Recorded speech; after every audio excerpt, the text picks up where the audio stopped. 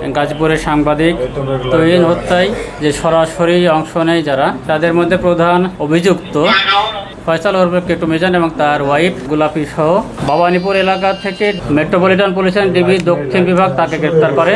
এছাড়াও ডিএমপি তুরাগ থানা থেকে বাসন থানার একটি টিম গিয়ে আলামিনকে গ্রেপ্তার করে। এছাড়াও র্যাব গাজীপুর ক্যাম্পের মাধ্যমে স্বাধীনকে গ্রেপ্তার করা হয়। আসলে আসামি গ্রেপ্তার হয়েছে, তাদেরকে জিজ্ঞাসাবাদ করার পরে মূল রহস্যটা জানা সম্ভব হবে। এখনই আসলে কোনো কিছু বলা সম্ভব নয়, যেহেতু মামলাটি এখনো তদন্তাধীন আছে। 3 জনকে ভবানীপুর থেকে আর 1 জনকে ডিএমপি তুরাগ থানা থেকে গ্রেপ্তার করা হয়েছে। কেউ আমাদের হাতে এখনো আসেনি, জিজ্ঞাসাবাদ করা হয়নি। সুতরাং তাদেরকে জিজ্ঞাসাবাদ করার পরেই আসল ঘটনা জানা যাবে যে কি কারণে তারা তাকে হত্যা করেছে। এমনি ধারণাবশত কোনো কিছু বললে এই ধরনের মার্ডার কেসের তদন্ত অন্যদিকে মোড় নেওয়ার সম্ভাবনা থেকে যায়।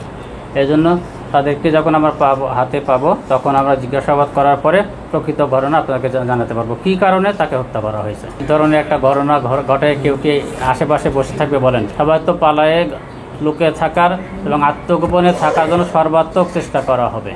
আমাদের পুলিশ কমিশনার মহোদয় সবাইকে নিয়ে বসে বারবার দিক নির্দেশনা দিচ্ছেন।